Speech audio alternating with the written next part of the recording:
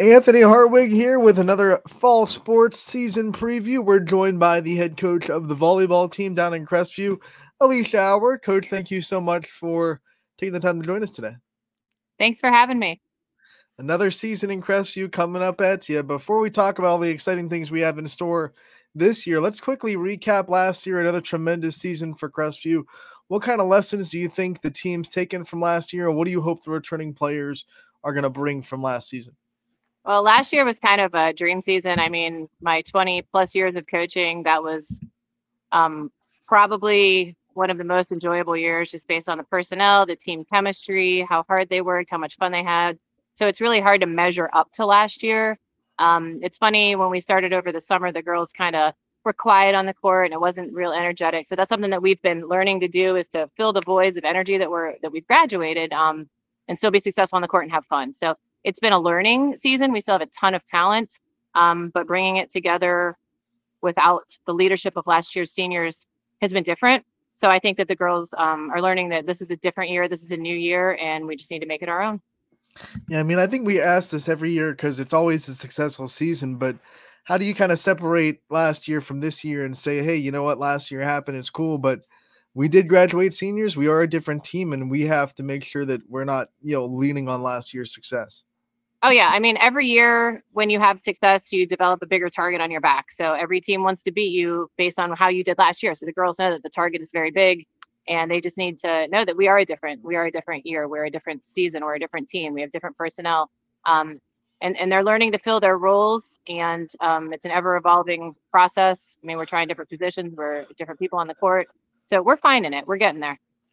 Let's talk about this season and the roster we have. I know there's a good mix of familiar faces that we all know and have come to enjoy, but also some new faces stepping up into big roles. So talk about the roster you put together this year and who we should expect to see.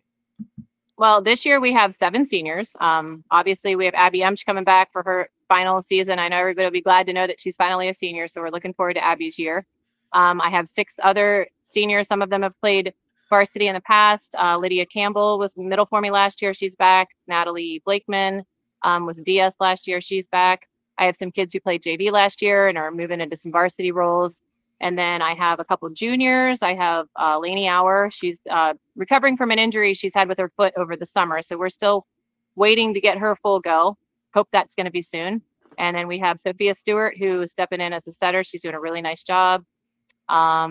I Bailey Ash, Sophia DeTilio round out my juniors, and then Kerrigan Miller is a sophomore. She's been playing some varsity, as well as some JV time. She's doing a nice job. And then my seniors, I have Jaden Scheller, Abby Boyarko.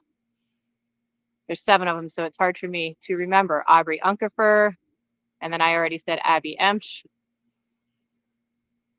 Natalie, Lydia. One of them slipping my mind, but I'll get them in a second. Those banners aren't up. It's a great. The banners aren't up in the gym yet to help you. Oh yeah, I know. I don't have my roster sheet in front of me, and yeah, we just had a 2-hour practice, so my mind's a little scattered. We're good. It's we'll be in the middle. I might have even said all 7, but yeah.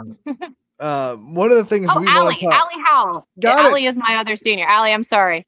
Allie is a great kid. She was unable to participate last year during the season, and she is full go right now. She's doing a great job as a defensive specialist, the backup setter. She's doing phenomenal. So that's all of my varsity roster. I said I give you my 7 seniors and my juniors and my 1 sophomore. So I'm good. You got it. You got it. Coach, I also want to talk about this schedule, the MVAC. That's where your biggest target is going to be. All those teams want you bad. You have Southeast coming into the league this year. Talk about the league and some of the things you expect out of it and what it's going to take for Crestview to stay on top of it. I'm sure Garfield will bring back a solid program. They always do. LeBray is always solid. I don't know much about Southeast. We've played them in the past, and they were very strong, but I'm not sure where they're at right now with talent. Oh yeah, I think it's probably going to look similar to where we were last year. I know that Liberty's graduated some tough players, and Brookfield also has. Newton Falls will probably be similar to where they were last year, with returning some good kids. So I'm looking for Garfield to probably be the biggest challenge in our league. And then when you talk about the non-conference schedule, you guys always want to get yourself as ready as possible for tournament time. So what teams pop up outside of the MVAC this year that you're excited about? We open up with Salem, and then we turn around and play East Liverpool, which will be a big game. We have Girard early on, and then we'll play Fitch later on in September. We have Boardman at the end of the year, and then we have we have Cardinal Mooney as well as Western Reserve. So I think it'll be some very solid games. We're gonna have to bring our A game to all of them to have success. Got some good teams in the area. We've talked about this every year, but you don't have to go very far to get good volleyball, in the non-conference. What's it like to be able to not travel too far and still find high-level volleyball to go and test yourselves? Well, it's kind of ironic because we actually traveled farther for our league games than we do for the non-conference, where we're getting the really high levels of competition. So I appreciate that we don't have to go too far. We just went to Fitch last night for a pretty high level scrimmage, and that was a lot of fun. But any bus ride that's less than 45 minutes always makes me smile.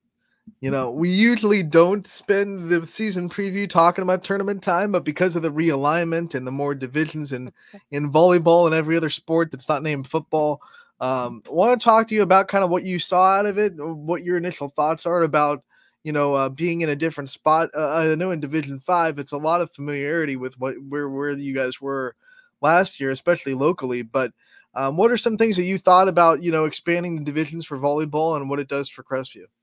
Well, honestly, I almost feel like it just took Division 3 and transplanted it to Division 5, because a lot of the schools that we see, we will still continue to see. Lakeview is no longer in our division, which is nice because I hate for us to run into each other when we both have powerhouse teams and one of us has to leave. I believe Girard is now Division 5, so they will possibly run into them during tournaments. But I don't know. I feel the same. I looked at the list a while ago. I haven't re-looked at it because honestly, at the point in time, you play who you play, and that's what matters. It would be nice to have the bigger, stronger Catholic schools in a bigger division, not Division 5, but that's an argument for another day. When that was being discussed, more divisions in every sport, did you have like a thought on it? Did you think it's good for volleyball to go more divisions and maybe get more teams the opportunity to make deep runs in the tournament and things like that? I don't know. I guess I have mixed feelings about it. I don't know it's what's best for the kids. I mean, obviously the OHSA will have more tournament games. They'll have a higher revenue, so it's good there. It is good for the smaller schools, I guess, and the bigger schools possibly, but I feel like the teams in the middle are still, it's the same for us. I don't feel much different about it. I want to also talk to you about your staff. We always give the time to shine a light on the coaching staff that you put together. What are some things you can say about your coaching staff this year and who you have working behind you? I absolutely love my coaching staff. I have Mackenzie Cross, she's my varsity assistant. I have Casey Landsberger as my JV coach, and Sarah Finch is my freshman coach. And honestly, I think coaching is so enjoyable when you have a staff you can trust, a staff that you love to work with, that you get along well with. So I feel very blessed. They're all knowledgeable. They're all fun. It's a very positive environment. Today we had a 2-hour practice. We typically go 3 in the preseason, but we had a big scrimmage last night. So I gave them a 2-hour practice today. And 1 hour of them was focused on individual skills, which we break up as coaches and take a skill set. So they're getting that individual instruction at practice from knowledgeable coaches. So I feel very blessed to have that coaching staff that can do that. You've been able to also, build a strong program, and we don't do that without the youth of the community. You've been able to see a couple of freshman classes come into this program the last couple of years when you guys are having very successful runs and not really be fazed by the next level of volleyball. What does that say about your middle school program and where it's at compared to where the high school level is at as well? Our middle school does a really great job. We have Diane Campbell and Drew Farron coaching our 7th and 8th grade program. And the main idea in middle school is to get them to love the game and teach them the basics of the game.